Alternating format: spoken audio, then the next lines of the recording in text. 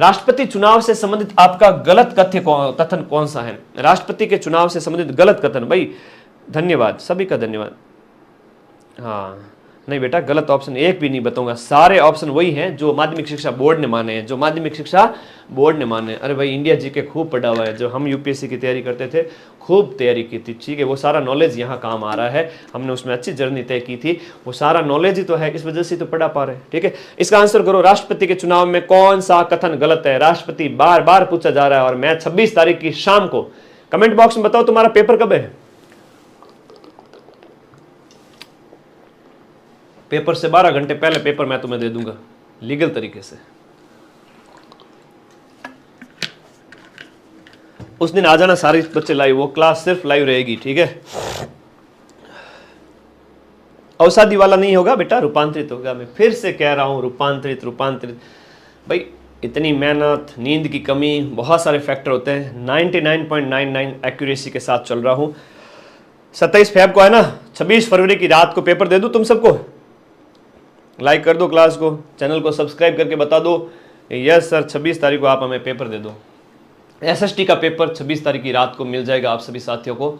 और उस एक क्लास से मैं कह सकता हूं कि सिर्फ उस एक क्लास से 1 घंटे की होगी और उस एक क्लास से 30 से ज़्यादा क्वेश्चन आ जाएंगे, सिर्फ उस 1 घंटे की क्लास से,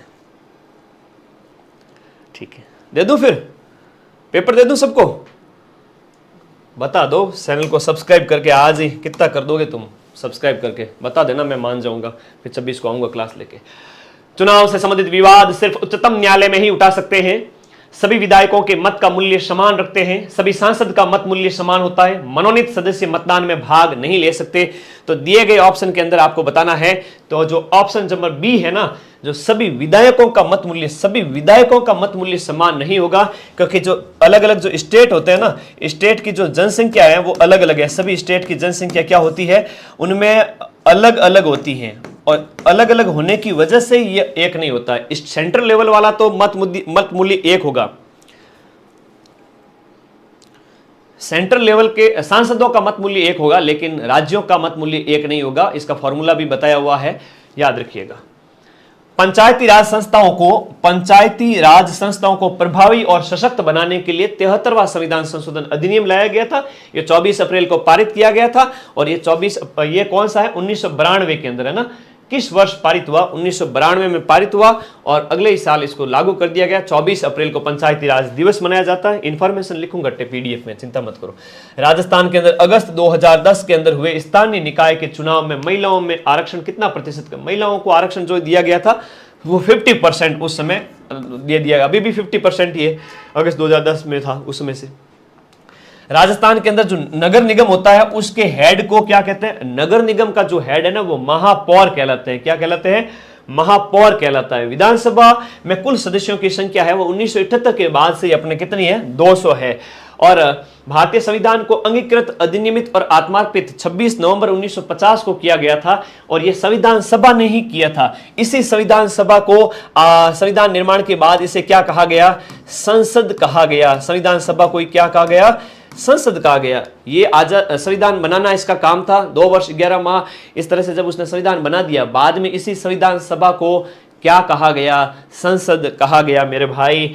और पंथ निरपेक्ष जो शब्दावली है ना, पंथ निरपेक्ष शब्दावली जिसे बाद में जोड़ा गया था, ये भारतीय संविधान के अंदर सभी धर्मों को मानने की जो आजादी है, पंथ निरपेक्षता जो शब्द है वह कब दिया गया था? बताओ। पंथ निरपेक्षता जो शब्द है वो किसके अंदर आता है? पंथ निरपेक्ष शब्द है, हम भारत के लोग भारत को एक संपूर्ण प्रभुत्व संपन्न समाजवादी पंथ निरपेक्ष लोकतांत्रिक गणराज्य बनाने के लिए ये उद्देश्य का या उद्देश्य प्रस्ताव जो बाद में जनवरी 1947 के अंदर पारित हो गया था। 13 दिसंबर 1946 को नेहरू जी ने उद्देश्य प्रस्ताव पारित किया था, और जनवरी 1947 को ये प्रस्तावना के रूप पारित हो गया, और बाद में यही भारत के संविधान के क्या बना? प्रेम्बल बना। बालकों के अधिकार, जो बालकों के जो अधिकार बिल 1992 बाल अधिकार आपके सिलेबस में है, का कौन सा अनुच्छेद ये कहता है कि मुझे मेरे अधिकारों को जानने का अधिकार है? जो नो योर राइट, ये अधिकार किसके अंदर आता है? जानने का अधिकार किसके अंदर आता है? अनुच्छेद नंबर आपके 42 है, इसमें आपके अधिकार को जानने, हाँ रीट में नेगेटिव मार्किंग है या नहीं? रेखा कह रही है, अरे बालिका, रेखा को पता नहीं है। रेखा बेटा एक भी प्रश्न अगर छोड़ दिया तो दंड स्वरूप आपका 1/3 नंबर कटेगा, 0.33 कट जाएंगे। 3 प्रश्न छोड़ दिए, गोले नहीं भरे, 1 नंबर कट जाएगा। 6 प्रश्न छोड़ दिए, 2 नंबर कट जाएंगे, है ना। 12 प्रश्न छोड़ दिए, 4 नंबर कट जाएंगे। नंबर कटने का दंड है, गोले भरने, गलत गोले भरने का दंड नहीं है। समझ गए? हाँ, कितने भोले विद्यार्थी हैं। इसलिए तो मां सरस्वती ने मुझे भेजा है तुम लोगों का ध्यान रखने के लिए। कौन सा मौलिक अधिकार नहीं है? 6 मौलिक अधिकार है, आप सबको पता है। उन 6 मौलिक अधिकारों के अंदर जो मतदान का अधिकार है यह मौलिक अधिकार नहीं है। यह संविधान की कहते हैं ना आत्मा है, आपका आर्टिकल 32 उसके अंदर। नेक्स्ट यहां पर देखिएगा अगला, मूल कर्तव्य, जो संविधान के भाग 4A के अंदर अनुच्छेद 51 क के अंदर है। किसके अंदर है? 51 क। तुम्हें बेवकूफ बनाने के लिए ऑप्शन में 50 के भी दिया गया है। तो ऑप्शन कैसे सेट किए गए हैं? मैंने तो आरपीएससी का भी पेपर सेट कर दिया था आरएस प्री के टाइम में। ये तो आरबीएससी का पेपर है, धुआं धुआं कर देंगे, उड़ा देंगे, कसम विद्या माता की। 26 तारीख को रात को आ जाना, 12 घंटे पहले पेपर आपके हाथ में लीगल तरीके से प्रश्न आएंगे उसमें से। मैंने बहुत बड़ा दुस्साहसी हूं मैं, मुझे मां सरस्वती का आदेश होता है कि बेटा ऐसा पेपर बना के दे दे बच्चों को, तो बड़ा मजा आएगा 26 तारीख की रात को। सगुण भक्ति का प्रचारक संत कौन था? निर्गुण, सगुण, ये कुछ भक्ति आंदोलन के अंदर राजस्थान के अंदर आप संत संप्रदाय पढ़ते हो, सगुण निगुण दोनों में पढ़ते हो। तो जो निम्बार्क हैं, जो बड़े बड़े संत संप्रदाय हैं, वो निर्गुण थे। सॉरी, यहां पर जो है जैसे ये निर्गुण थे निम्बार्क, दादू नानक कबीर ये सब क्या थे? सगुण थे। निम्बार्क हैं वो आपके सबको पता है, निम्बार्क की अलग पीठ होती है, मंदिर होता है, भगवान की पूजा करते हैं सलेमाबाद के अंदर, यहाँ पर इनका अजमेर के अंदर पीठ है।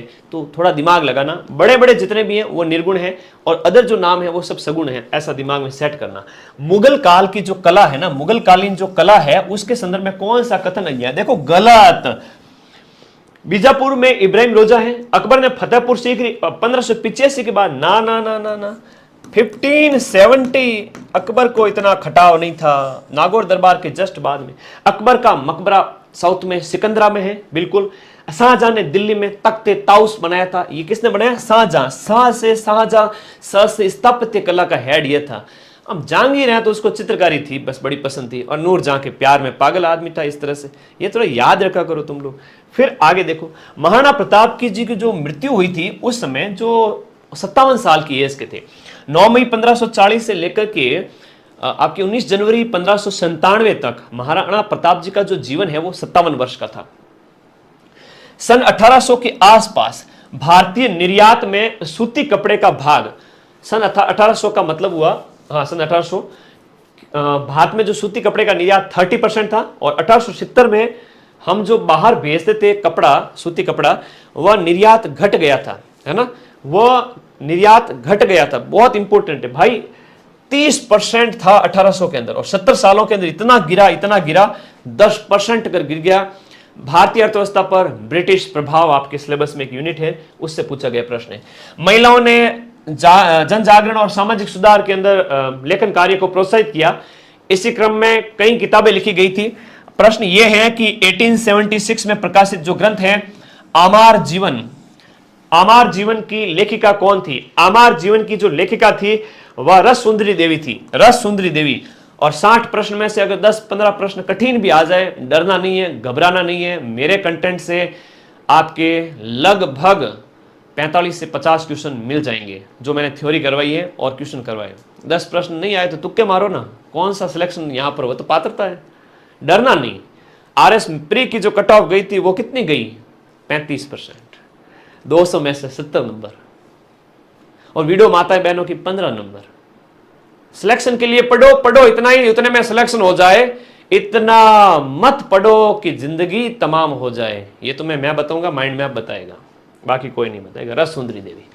कर्मचारी वेतन भोगी है जबकि किसान राजा की भूमि जोतते हैं। चीनी यात्री का यह कथन किस शासक के संदर्भ में था? कौन सा ऐसा चीनी यात्री था जिसने यह कहा कि कर्मचारियों को पेंशन सैलरी मिलती है और किसान है वो राजा की क्या जोतते हैं? भूमि जोतते हैं। चंद्रगुप्त द्वितीय, विक्रमादित्य, जो आपकी 4वीं और 5वीं शताब्दी की शुरुआत में राजा बना था, ईस्वी के अंदर लगभग 412-13 के लगभग। तो ये 397 से लेकर, तो उस समय ये चंद्रगुप्त द्वितीय के समय ये किस शासक के संदर्भ में कहा गया? फाहियान इस समय आया था। कौन आया था? फाहियान आया था। तो ये उस समय के कथन है, ये फाहियान आपको याद रखना। फाहियान, फाहियान के बाद वैनसांग, वैनसांग के बाद एत्सिंग। तो ये क्रम याद रखना, एफ से स्टार्ट होता है, एच हैंसवांग बाद में आता है, क्रम पूछा जाएगा। चोल राज्यों से प्रश्न पूछा गया, कौन से चोल शासक ने, और यह सिलेबस का एक न्यू टॉपिक है, बड़ा शानदार जोड़ा गया है वापस इस बार। चोल शासक ने पल्लवों को हराकर कांचीपुरम पर अधिकार कर लिया था। चोल और साउथ के जो पल्लव है उनके बीच में जो लड़ाई हुई, आप आदित्य फर्स्ट, इस आदित्य फर्स्ट को चोलों का वास्तविक संस्थापक कहा जाता है। क्या कहा जाता है?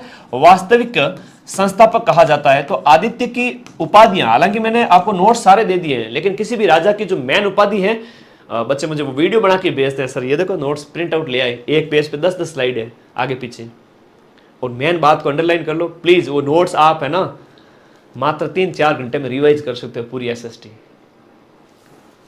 आगे बढ़ो। आदित्य फर्स्ट, साउथ भारत के किस राजवंश ने राज्य को राष्ट्र, कोटम और ग्राम में बांटा गया था? ये पल्लवों की थी। ये किसकी थी? पल्लवों की थी। और स्थानीय स्वशासन किसकी विशेषता है? वो चोलों की विशेषता है। ये पल्लव होगा, यहां पर क्या होगा? पल्लव होगा। तो कोट्टम वगैरह ये किसका क्या है, थोड़ा ध्यान रखना। किस राजवंश के समय कन्हेरी, देखो स्थापत्य कला जरूर याद रखना, कौन से राजवंश के समय कन्हेरी विश्वविद्यालय फेमस हुआ था? कन्हेरी महाराष्ट्र के अंदर, अब बात करें कन्हेरी की बात करें, महाराष्ट्र के अंदर एक बौद्ध सभ्यता का एक बड़ा अच्छा केंद्र है, बौद्ध धर्म से संबंधित। ये कन्हेरी राष्ट्रकूटों की देन है, और बौद्ध धर्म का ये क्या था? केंद्र हुआ करता था। कन्हेरी महाराष्ट्र के अंदर विश्वविद्यालय है। और रामपुरवा का वृषभ शीर्ष वाला अशोक स्तंभ, वृषभ मतलब सांड के शीर्ष वाला अशोक स्तंभ जो रामपुरवा से मिला है, ये अशोक के टाइम का, अशोक मौर्य के समय का, ये बिहार से मिला है। कहां से मिला है? बिहार से। भारतीय इतिहास के अंदर 20वीं सदी का तीसरा दशक महत्वपूर्ण रहा था, और 20वीं शताब्दी का तीसरा दशक, यानी कि यहां जो बात हो रही है 20वीं शताब्दी का तीसरा दशक जो कहा गया है वो 1920 से लेकर 1930। इस समय क्या हुआ था? सिंधु घाटी सभ्यता की खोज हुई थी। ये तो 1837 में पढ़ लिया था, इसको तो 1837 में पढ़ लिया था। अर्थशास्त्र की पांडुलिपि नहीं थी। टॉड ने एनल का प्रकाशन किया था।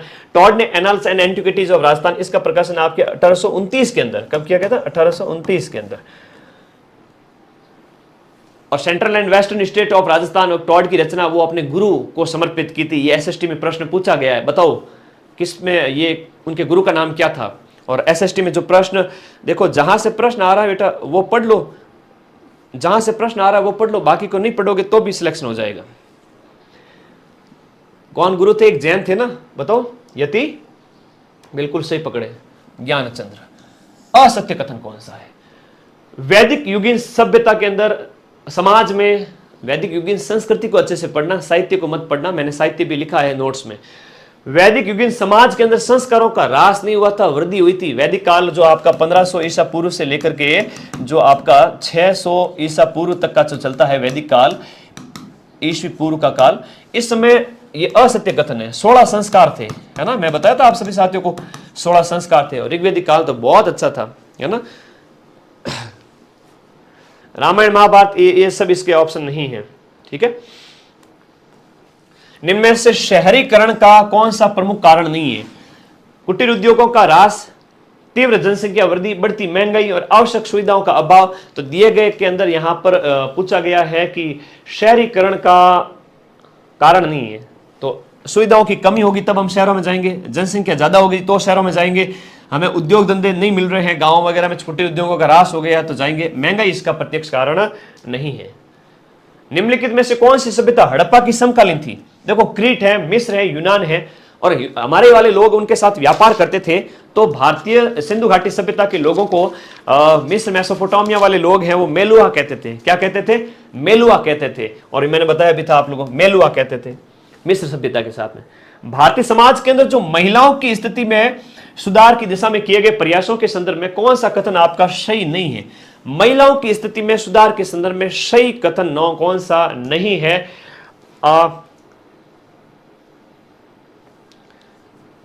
मद्रास प्रेसिडेंसी में वीरेशलिंगम पंतुल उसने विधवा विवाह समर्थन के लिए एक संगठन बनाया था। जवाहरलाल नेहरू बोस ने महिलाओं के लिए स्वतंत्रता की मांग की थी।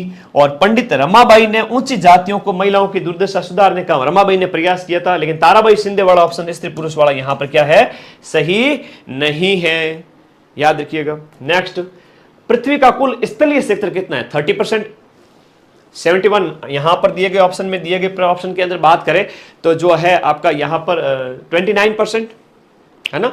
कौन सा है भाई, 29% तो आपका क्या हो गया, स्थल, और 71% क्या हो गया, जल हो गया, जल ज्यादा है।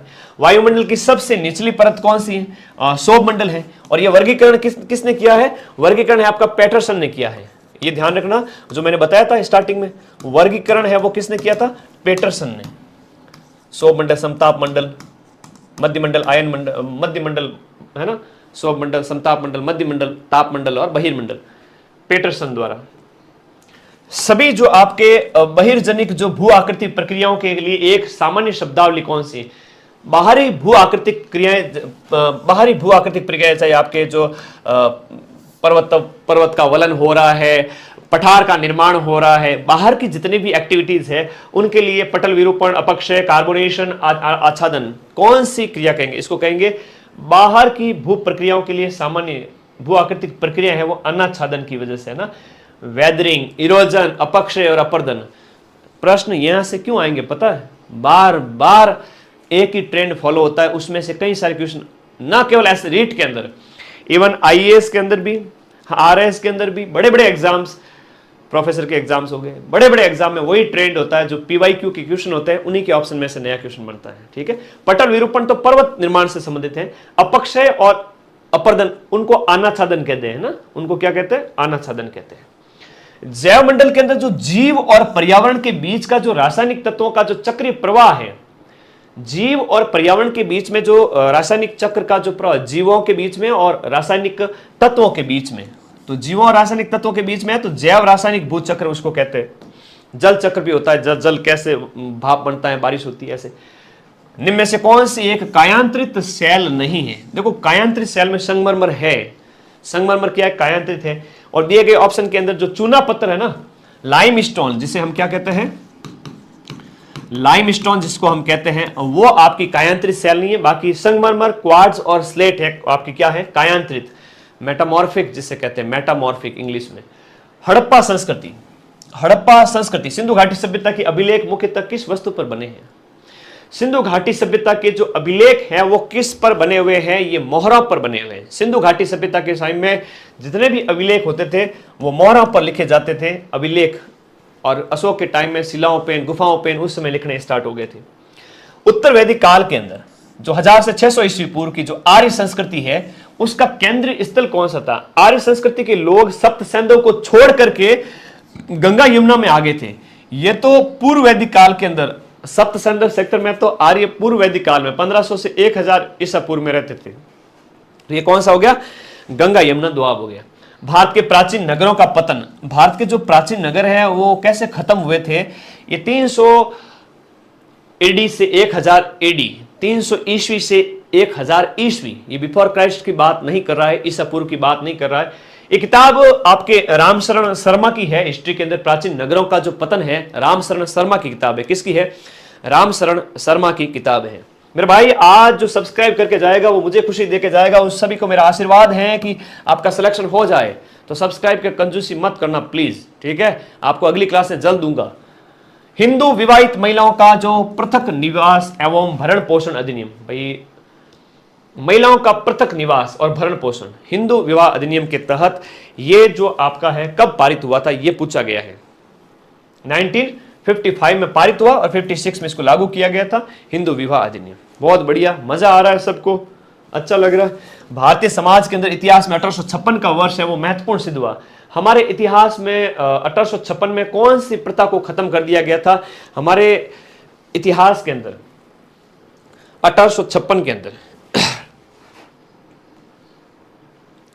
एक मिनट इस क्वेश्चन को देखना है ना, एक सेकंड है ना, रामशरण वाला, ये देखो वो ये 1946 है ना, ये 1946 है, भरण पोषण है ना, मैं विवाह वाला समझ गया था।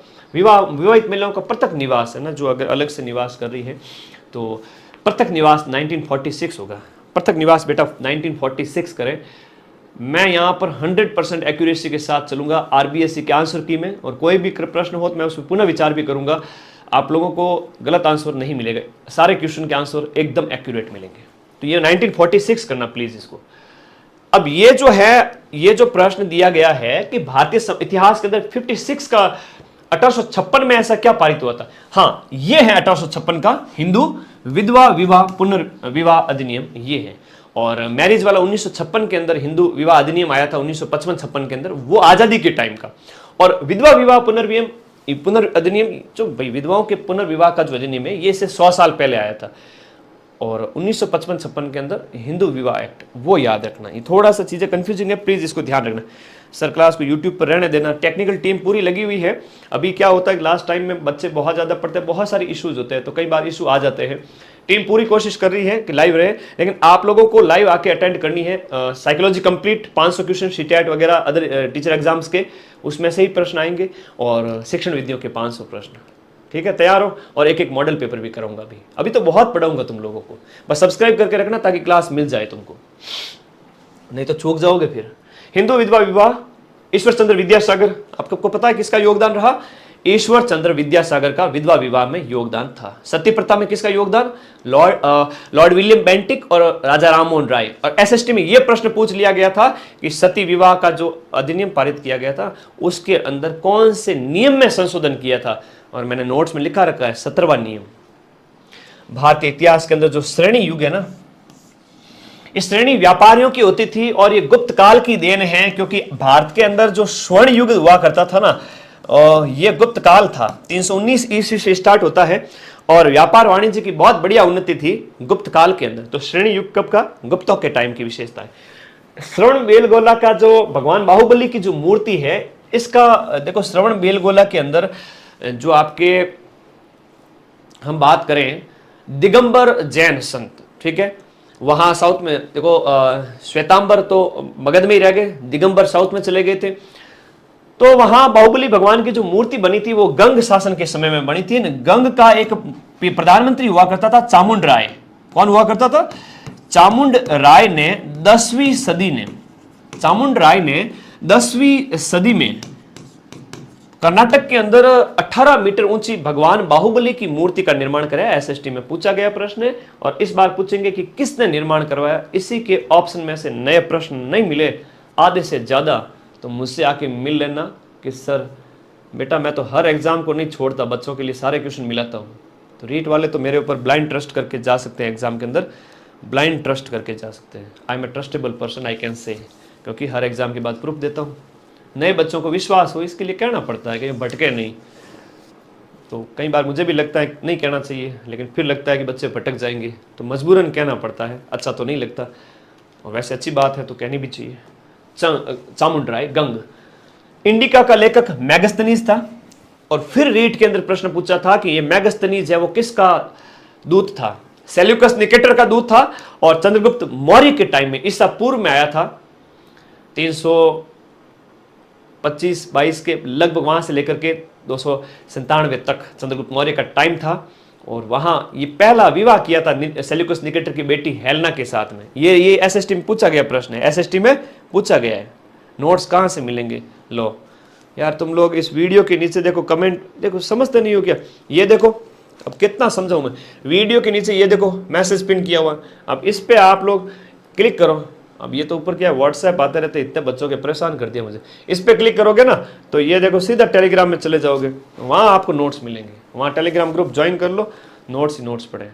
अब मैं अगले टॉपिक की ओर चलूं तो एक ही टॉपिक से प्रश्न बन रहे हैं, और मुझे इतना कॉन्फिडेंस है अपने आप के ऊपर कि मैं आप सभी साथियों को वादा करता हूं कि एग्जाम से पहले पेपर आप लोगों को मैं दे दूंगा, और ऐसा पेपर दूंगा कि याद रखोगे, मेंस के लिए तैयारी करोगे, गुण गाओगे कि सर पात्रता पास करा लो, पात्रता पास करा दो बस।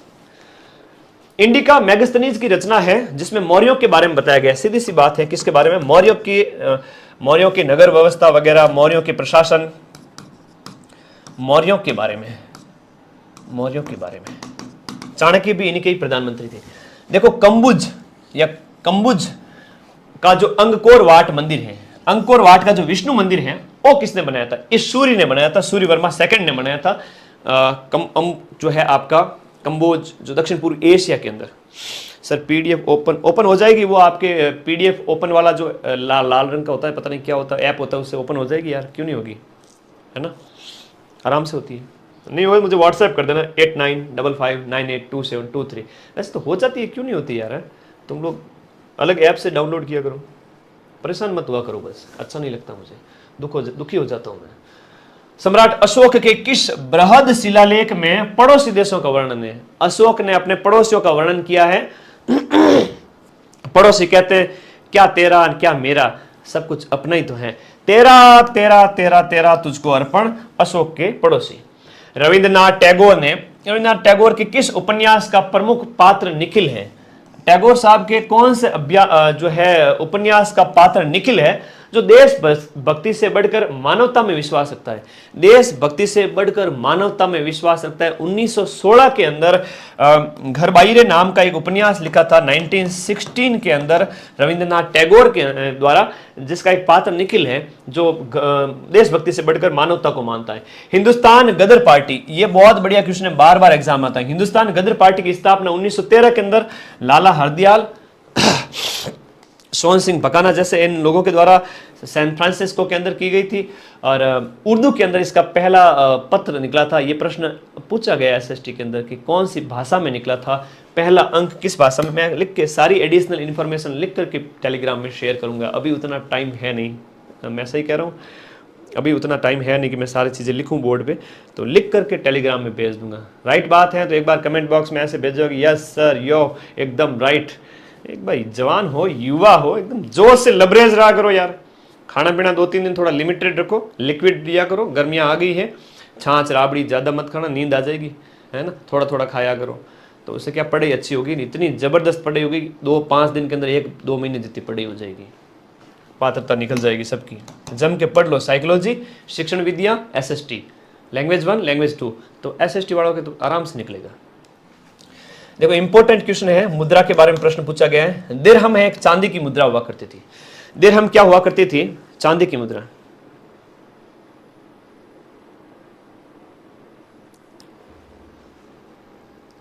चलो बहुत बढ़िया, हाँ जी। दिरहम क्या थी? चांदी की मुद्रा थी। बहुत अच्छा क्वेश्चन है। दिरहम क्या थी? चांदी की मुद्रा थी। शेरशाह सूरी का जो अंतिम अभियान, शेरशाह सूरी का 1545 में जो अंतिम अभियान है वो कालिंजर में किया गया था। शेरशाह सूरी दूसरा अफगान साम्राज्य का निर्माता, हुमायूं को चौसा और कन्नौज की लड़ाइयों में बाहर भगाया था।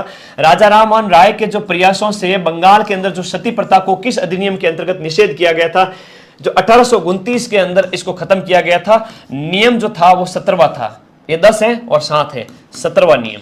कौन सा नियम है? 17वां नियम, सती प्रथा। लॉर्ड विलियम बेंटिक और राजा राम मोहन राय। भारत के अंदर पुनर्जागरण आपके सिलेबस में है। भारत के अंदर क्या है? पुनर्जागरण सिलेबस में है कि नहीं है? हाँ, पुनर्जागरण सिलेबस में। मैं पानी पी लेता हूं भाई, गला ही सूख गया। तुम लोग इसका आंसर बताओ। भारतीय संविधान, बहुत इंपॉर्टेंट क्वेश्चन है। भारतीय संविधान की प्रस्तावना में संशोधन कब किया गया था? बताओ बताओ बताओ। राय तो पी लियो, नींद आएगी तो भाई राय तो कम पिया कर, ठीक है? राय तो दही कम खाया करो। भैंस को दही तो ज्यादा खावे तो लखनऊ लाडा, भैंस को दही हो तो नींद आवे, ठीक है? भैंस के दही से भैंस जैसा हो जाएगा और फिर पाडा लेके आएगा तू भी। सॉरी, पाडा मतलब पढ़ाई में पाडा लेके आएगा।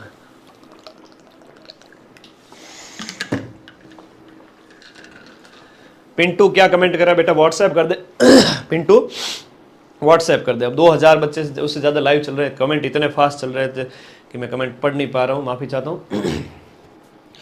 बताइए कि भारतीय संविधान की प्रस्तावना में संशोधन कौन से साल के अंदर किया गया था? भारतीय संविधान की जो प्रस्तावना है उसके अंदर जो समाजवादी, पंथ निरपेक्ष और जो शब्द जोड़े गए थे 1976 के अंदर 42वें संविधान संशोधन के माध्यम से जोड़े गए थे। 42वां कॉन्स्टिट्यूशनल अमेंडमेंट। वह संवैधानिक संशोधन जो शिक्षा के अधिकार से संबंधित है। भाई शिक्षा के अधिकार से संबंधित संवैधानिक संशोधन है वो आपका कौन सा था? 86वां संविधान संशोधन अधिनियम 2002, जिसमें निःशुल्क और अनिवार्य शिक्षा मूल कर्तव्यों के अंदर 11वां कर्तव्य जोड़ा गया था। किस समिति की सिफारिश पर? समिति का नाम आपसे पूछा गया। पॉलिटी के अंदर मैन बातें पढ़ लेना। मैंने जो नोट्स दिए हैं पॉलिटी के, प्लीज मैन नोट्स पढ़ लेना, उसके अलावा कुछ भी मत पढ़ना। प्रस्तावना है तो प्रस्तावना के बारे में कौन सी समिति, और मूल अधिकार है तो लास्ट में शॉर्ट में मूल अधिकार 2 पेज में दिए गए, हालांकि मैंने 15-20 पेज में विस्तार से भी बताया, वो नहीं पढ़ना है। किस समिति की सिफारिश के आधार पर भारतीय संविधान के अंदर आपके जो मूल कर्तव्य जोड़े गए थे? अब मूल कर्तव्य है वो कौन से? मूल कर्तव्य सरदार स्वर्ण सिंह समिति की सिफारिश पर है ना, सरदार स्वर्ण सिंह समिति की सिफारिश पर मूल कर्तव्य स्वर्ण सिंह याद रहना, बाकी सबको भूल जाओ। Choose the best lose the rest. मक्खन खाने की आदत डालो, छाछ क्यों पीते हो?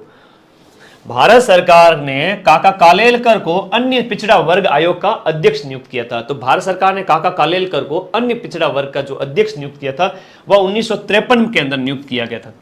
अन्य पिछड़ा वर्ग का अध्यक्ष 1953 में। देश की आजादी के बाद में भी आप सबको पता है भाषाई आयोग बना था 53 के अंदर, है ना। तो ये सब आपको याद रखने। भारत के संविधान के अंदर धर्मनिरपेक्षता का मतलब क्या है? हमारे कॉन्स्टिट्यूशन के अंदर धर्मनिरपेक्षता का मतलब ये हुआ कि, बड़ा ऑप्शन गुरुजी, एक्सप्लेन जहां पर ज्यादा किया गया है, एक्सप्लेन जहां ज्यादा किया गया है वही क्या है आपका राइट आंसर है। मोस्ट ऑफ केसेस के अंदर तुक्के लगा सकते हो, नेगेटिव मार्किंग नहीं है, तो दिमाग का इस्तेमाल करना है। दिमाग के जब दही बन जाए, समझ में नहीं आए, उस समय लंबे ऑप्शन को पकड़ सकते हो। राज्य सभी धर्मों को मान्यता देता है परंतु उसका अपना कोई धर्म नहीं होता है। भारत का कोई धर्म नहीं है, नेशनल धर्म हमारा कोई नहीं है, नेशनल रिलीजन कोई नहीं है, लेकिन हम एक पंथ निरपेक्ष है। राज्यसभा का सदस्य, देखो जो आपका उच्च सदन है, राज्यसभा को क्या बोलेंगे? उच्च सदन। तो ये राज्यसभा आपके अनुच्छेद 80 के अंदर आर्टिकल 80 में उच्च सदन के बारे में बताया गया है कि आपका उच्च सदन कौन सा है, याद रखिएगा। हाँ जी, राज्यसभा का सदस्य बनने की जो योग्यता है वो कितनी होनी चाहिए? लोकसभा के लिए 25 होनी चाहिए, तो राज्यसभा के लिए कितनी होनी चाहिए? 30 होनी चाहिए, और राष्ट्रपति के लिए कितनी होनी चाहिए? 35 होनी चाहिए। भारतीय संविधान का जो 44वां कॉन्स्टिट्यूशनल अमेंडमेंट है, उनमें से किस एक प्रधानमंत्री के समय में 44वां संविधान संशोधन अधिनियम 1978 पारित किया गया था? तो जो आपकी सरकार बनी थी,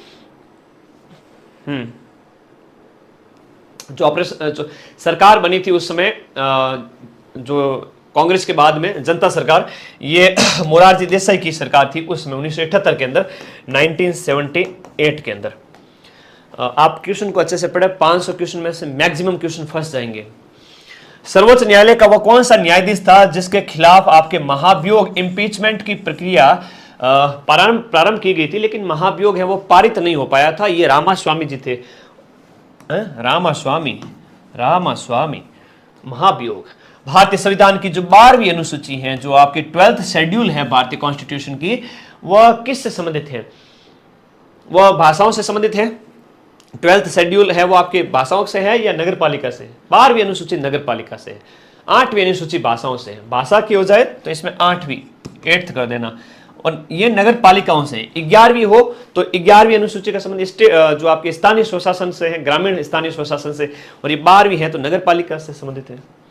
वह कौन सा उपराष्ट्रपति था जिसका देहांत अपने कार्यकाल के दौरान ही राम नाम सत्य हो गया था? ये हमारे जो कृष्णकांत है ना, जो हमारे उपराष्ट्रपति थे कृष्णकांत। कक्षा कक्ष के अंदर, आपके क्लासरूम के अंदर जो सामाजिक अध्ययन को पढ़ाते समय निर्धारित कालांश समय का कितना भाग स्वयं के कथन निर्देशन पर लगाना चाहिए? कालांश का कितना भाग है, पीरियड के कितना भाग को स्वयं के कथन निर्देशन पर लगाना चाहिए? 40%, और 60% फिर प्रश्न वगैरह पूछने वगैरह उनके अंदर। तो 40% है वो आपके स्वयं के कथन निर्देशन पर लगाना चाहिए।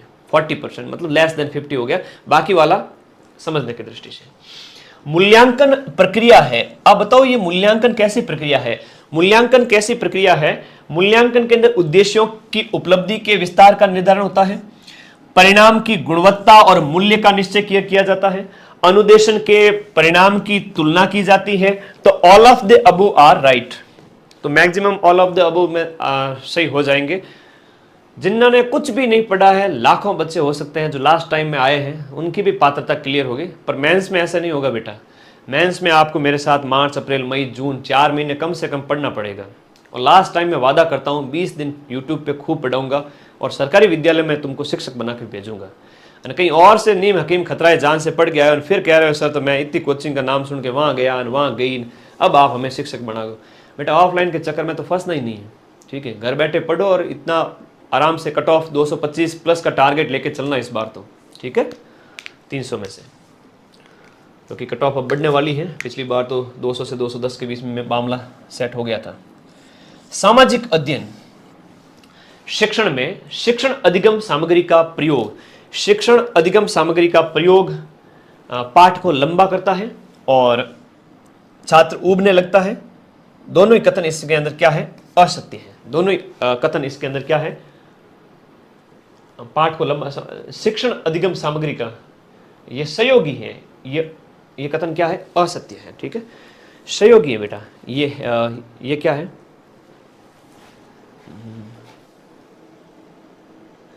ठीक है ना, ये दोनों क्या है, सहयोगी है।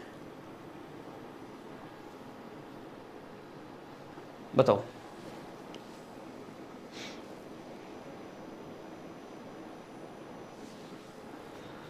नेक्स्ट देखिएगा, प्रोजेक्ट विधि को सबसे पहले किस वैज्ञानिक ने शिक्षा प्रणाली का व्यावहारिक रूप दिया।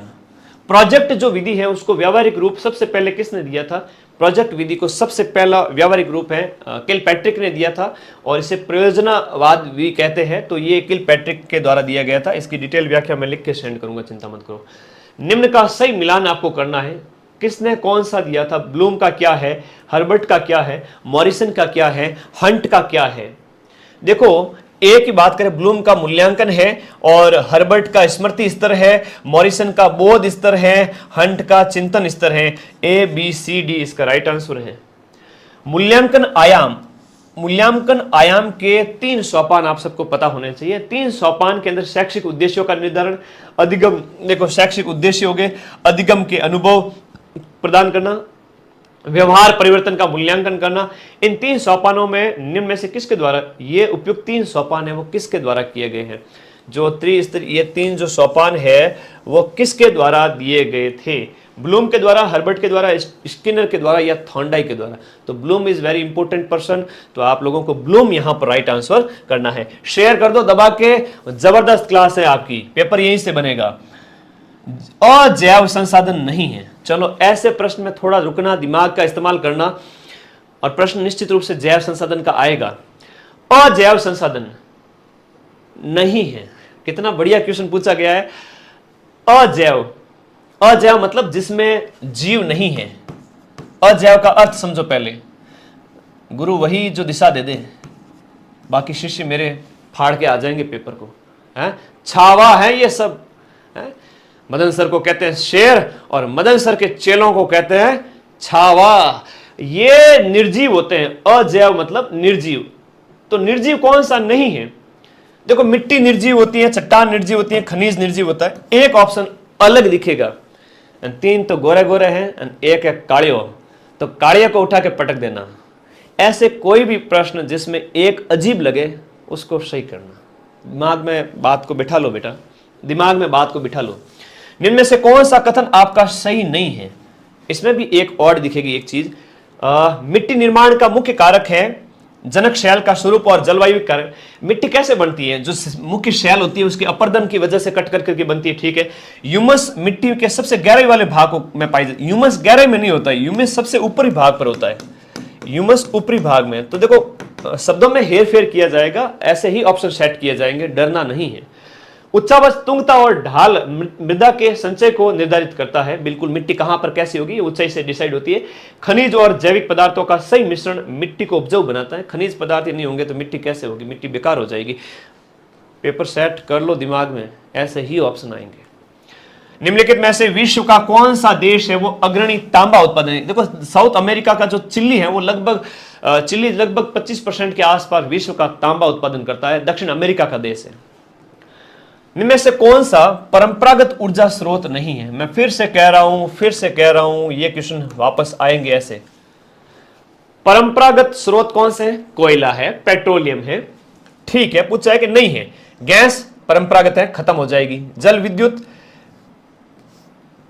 यहां बात करें पेट्रोलियम खत्म हो जाएगा। जल विद्युत हाइड्रो इलेक्ट्रिसिटी और भूतापीय ऊर्जा। देखो जल विद्युत और भूतापीय ऊर्जा, तो दिए गए ऑप्शन के अंदर हम बात करें जो जो आपकी भूतापीय ऊर्जा है ना, वो तो परंपरागत स्रोत नहीं है। ये क्या है, जहां पृथ्वी गर्म है वहां से जो भाप निकलती है उससे जो बनाया जाता है, ये भूतापीय ऊर्जा इसका राइट आंसर होगा। जल विद्युत भी आपका इसका आंसर नहीं, परंपरागत ऊर्जा का स्रोत नहीं है पूछा है। तो परंपरागत ऊर्जा स्रोत में सबसे सटीक जो आंसर आएगा वो भूतापीय ऊर्जा। ये भूतापीय तो परमानेंट है, ठीक है, भूतापीय क्या है, परमानेंट है। शायरी सुना दिया करूं, शायरी सुना दिया करूं। लम्हे लम्हे की सियासत पे नजर रखते हैं, हमसे दीवाने भी दुनिया की खबर रखते हैं। ए रीठ इतने नादान भी नहीं है हम कि भटक कर रह जाएं, मार ही डाले बेमौत ये रीठ का पेपर वो है, और हम जो जिंदा हैं तो जीने का हुनर रखते हैं, क्योंकि हमें माइंड मैप प्यारा है और यहां पर हमें अच्छा कंटेंट मिल रहा है। ठीक है, लगा के आग दौलत में हमने ये शौक पाले हैं, कोई पूछे तो बता देना हम माइंड मैप के विद्यार्थी हैं। चलो वाह वाह वाह वाह, नहीं करोगे, चैनल को सब्सक्राइब कर दो बस, और कुछ नहीं। कौन सा सुमेलित नहीं है दिए गए में से? देखो मिल्पा जो खेती है वो मैक्सिको में की जाती है, बिल्कुल सही है। जुमिंग है वो उत्तरी पूर्वी भारत के अंदर सही बात है, और साउथ राजस्थान के अंदर भी होती है, आप सबको पता है। ये क्या होता है, जंगलों को काट करके जला दिया जाता है। रोका ब्राजील के अंदर खेती का एक प्रकार है, लेकिन लेदांग श्रीलंका के अंदर नहीं है। श्रीलंका में जो खेती की जाती है उसे चेन्ना बोलते हैं, श्रीलंका का चेन्नो, याद रहेगा।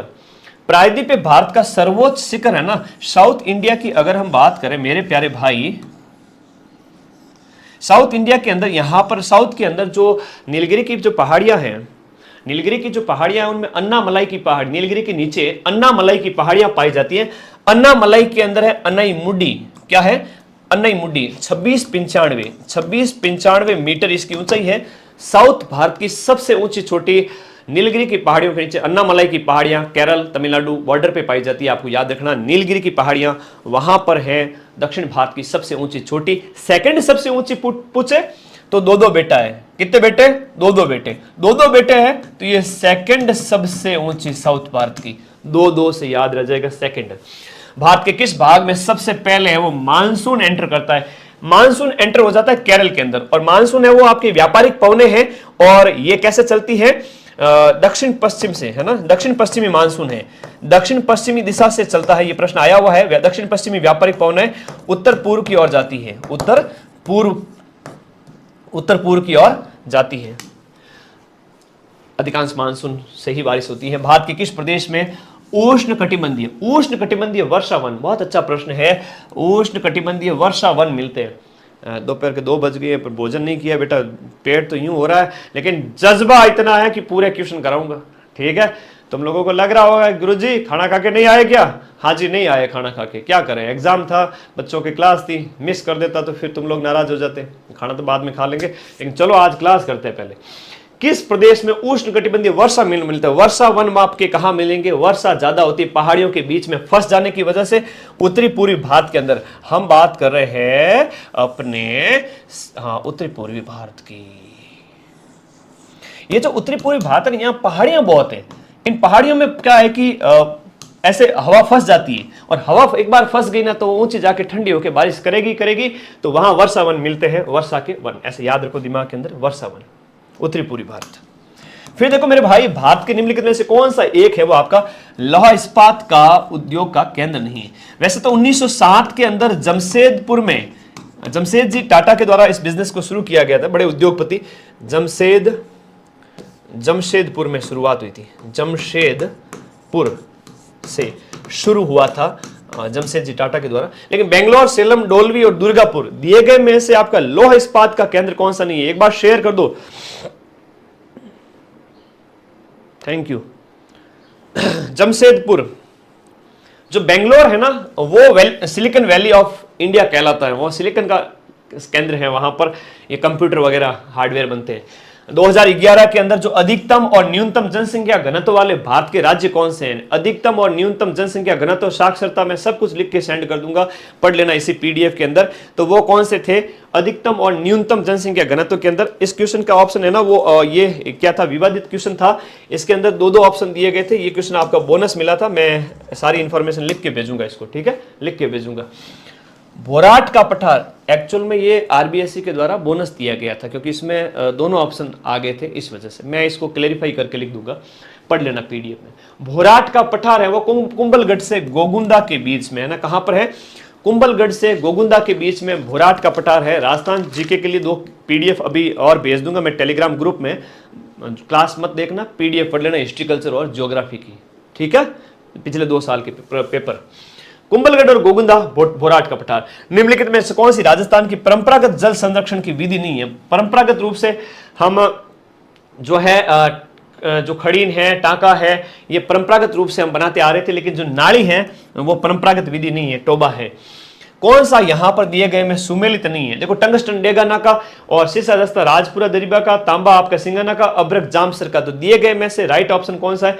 अब्रक है वो जामसर का नहीं। 2011 में राजस्थान के कौन से जिलों में आपका 500 से ज्यादा जन घनत्व, देखो 500 से ज्यादा जन घनत्व जयपुर और भरतपुर 2 ही में ही है, तो यहां पर जयपुर और भरतपुर इसका आंसर आ जाएगा। आपका राइट आंसर कौन सा आ जाएगा?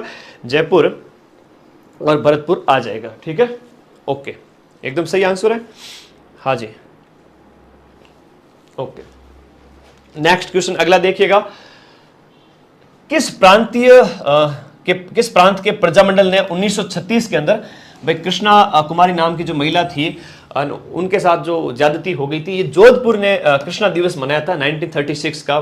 तो प्रजामंडल की प्रमुख घटनाएं। राजस्थान के किस जिले में आपका युद्ध संग्रहालय 2015 में, देखो युद्ध संग्रहालय 15 में जैसलमेर के अंदर स्थापित किया गया था। वीरों का स्मारक कहां है? प्रतापगढ़ के अंदर, भचुंडला में, वो भी आया हुआ है क्वेश्चन एग्जाम में। कवि बांधव, और तुम कहोगे सर आप बोलोगे ना, हमें कैसे याद रहेगा? तुम तो बस क्लास को देखते जाओ, टेलीग्राम ग्रुप ज्वाइन कर लो, और उस टेलीग्राम ग्रुप में मैं डिटेल एक्सप्लेनेशन लिख करके, डिटेल व्याख्या लिख करके टेलीग्राम में भेज दूंगा। तुम लोग तो टेंशन फ्री हो जाओ बस, ठीक है, फिलहाल क्लास देख लो। कवि बांधव, कटि बांधव, विग्रहराज जो है आपका चतुर्थ है, उनको क्या कहते हैं? कवि बांधव कहते हैं। और इनके ऊपर जो उनके समय में जो रचनाएं वगैरह और इनकी साहित्यिक उपलब्धियां, वो भी आप लोगों को याद होनी चाहिए, मैं बताऊंगा। इनकी राजमती के साथ प्रेम, रानी राजमती, वो उस समय लिखे गए थे। बिसल देव रासो लिखा गया था इस समय का, ठीक है, नरपति नाहल के द्वारा, मैं सब लिख के भेजूंगा। कर्नल जेम्स टॉड ने अपना यात्रा वृत्तांत ट्रेवल इन वेस्टर्न इंडिया, पश्चिमी इंडिया के अंदर जो यात्रा वृत्तांत है कर्नल जेम्स टॉड ने, यह यात्रा वृत्तांत अपने गुरु थे यति ज्ञानचंद्र, ये इनके क्या थे? गुरु थे। और इनको ये 1838 के अंदर ये प्रकाशित हुआ था, ये इनको समर्पित किया था। 1838 के अंदर इसका प्रकाशन हुआ था, ट्रेवल इन वेस्टर्न स्टेट्स। यति ज्ञानचंद्र इनके गुरु थे। और अभी रिसेंटली एक एग्जाम हुआ, उसमें पूछा गया था टॉड के गुरु का नाम क्या था? टॉड के गुरु का नाम क्या था? यति ज्ञानचंद्र जैन थे। आबानेरी और राजौरगढ़, इसके जो कलात्मक वैभव है वो गुर्जर प्रतिहारों से संबंधित है। राजौरगढ़ की बात करें तो अलवर के अंदर है, राजौरगढ़ अलवर, और आबानेरी आपके दौसा के अंदर। तो इनके जो कलात्मक वैभव है वो गुर्जर प्रतिहारों से संबंधित है। किससे संबंधित है? गुर्जर प्रतिहारों से संबंधित है। नेक्स्ट, सामाजिक अध्ययन किसका अध्ययन करता है? सामाजिक अध्ययन इन सभी का अध्ययन करता है। ये बोनस मिला था। व्यक्ति के आर्थिक संबंधों का, व्यक्ति के राजनीतिक संबंधों का, व्यक्ति के सामाजिक संबंध का और सामाजिक भौगोलिक संबंध का। सामाजिक अध्ययन के संप्रत्यय को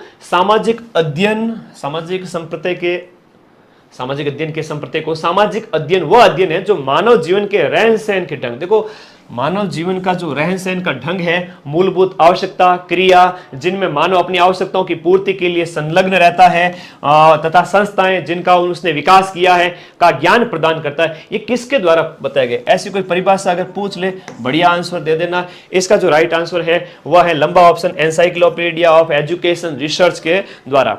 एनसाइक्लोपीडिया ऑफ एजुकेशन रिसर्च के द्वारा। एक बार शेयर कर दो सभी साथी। सामाजिक अध्ययन के क्षेत्र के अंतर्गत निम्न में से किस तथ्य का अध्ययन किया जाता है? सामाजिक अध्ययन के क्षेत्र के अंदर कौन से तथ्य का अध्ययन किया जाता है? तो ऑल ऑफ द अबव। किसका अध्ययन किया जाएगा? सभी का अध्ययन किया जाएगा। मानव समाज संबंधी अध्ययन, देखो समाज का अध्ययन, मानव संबंध का अध्ययन, नागरिकता की शिक्षा, the all of the above is right answer. सामाजिक अध्ययन के अध्यापक से ज्ञान देते समय निम्न में से किन किन तथ्यों की अपेक्षा रखना स्वाभाविक है। सामाजिक अध्ययन का कोई अध्यापक है तो हम उनसे सभी बातों का एक्सपेक्टेशन रखेंगे कि विशिष्ट बातों, विशिष्ट और वस्तु के संबंध में स्पष्ट विचार, सामान्य पद और गुणों की अवधारणा, तथ्य, नियम, परिभाषा, विधा और प्रविधि की स्थापना। तो all of the above are right. भारत के संविधान की जो प्रेम्बल है, प्रस्तावना में हम भारत के लोग, इस हम भारत के लोग से क्या समझते हैं आप? हम भारत के लोग भारत को एक संपूर्ण प्रभुत्व संपन्न बनाना चाहते हैं। भारत के लोगों का मतलब है कि संप्रभुता भारत के लोगों के अंदर निहित है। सॉवरेंटी जो है, सर्वोच्च सत्ता, लोकतंत्र के अंदर सर्वोच्च सत्ता किसके अंदर? आपके लोग हैं, वो लोकतंत्र को जीवित रखते हैं। तो सर्वोच्च सत्ता है वो आपके किस में है? लोगों में है। भारतीय संविधान के कौन से अनुच्छेद के अंदर अस्पृश्यता समाप्त है? अगर तुमने छुआछूत की बात की तो तुम्हारे ऊपर आ जाएगा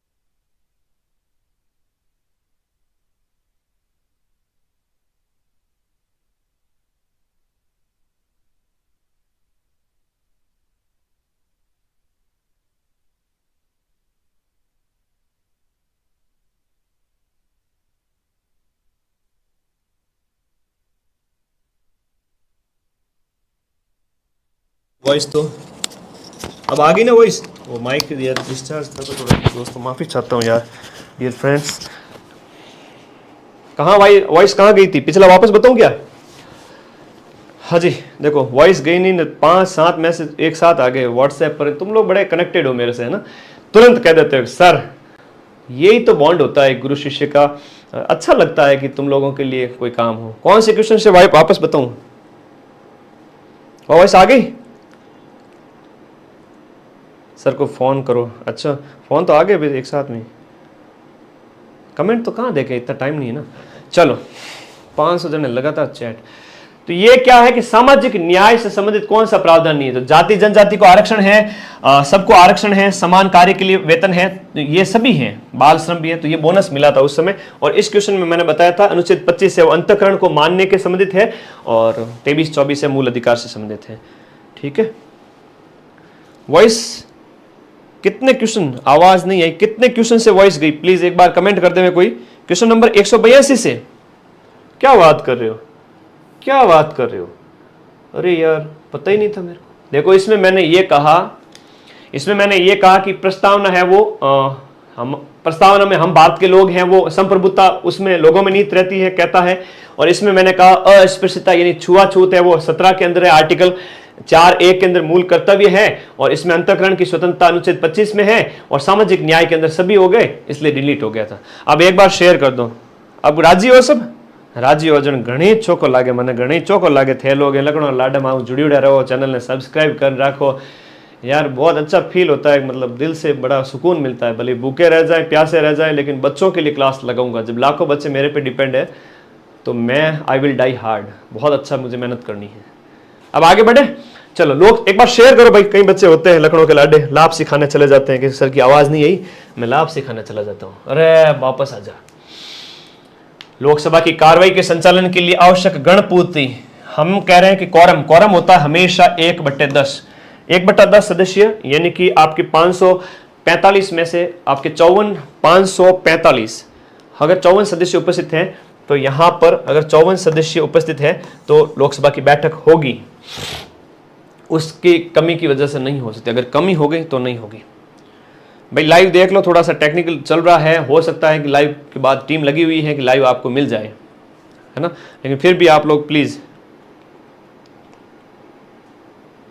3 दिन पहले ही पढ़े चालू किए, सर आपकी क्लास हो जाएगा कि बेटा पढ़ ले, और 1 तारीख को कहेगा तो 28 तारीख को 27 तारीख को सर हो गया मेरा, डंके की चोट पे होगा।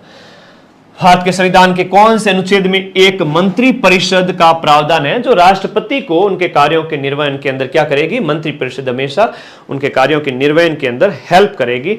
ये आपका जो कहा गया है कौन से अनुच्छेद के अंदर कहा गया है, तो आर्टिकल 74 जो है ना, आर्टिकल 74 मंत्री परिषद के बारे में कहा गया है जो राष्ट्रपति की हेल्प करेगा। राज्य चुनाव आयुक्त को किसके द्वारा नियुक्त किया गया? राज्य चुनाव सेंट्रल लेवल पे जो राष्ट्रपति का जो काम है वही स्टेट लेवल पे राज्यपाल का काम है, तो यहां पर संबंधित राज्य के राज्यपाल के द्वारा। भारत के सर्वोच्च न्यायालय के संदर्भ में कौन सा कथन सही नहीं है? जो सुप्रीम कोर्ट है उसके संदर्भ में सही कथन कौन सा नहीं है? संविधान की व्याख्या से संबंधित किसी मामले पर राष्ट्रपति सर्वोच्च न्यायालय से क्या मांग सकता है? बिल्कुल राष्ट्रपति परामर्श मांग सकता है।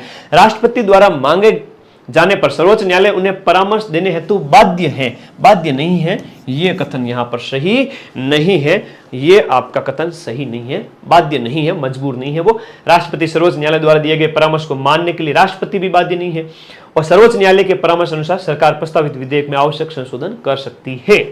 परामर्श मानना ना मानना दोनों को छूट है। भारत के राष्ट्रपति के चुनाव 100% क्वेश्चन बार बार पूछा जा रहा है, डेफिनेटली वापस पूछा जाएगा इस बार भी।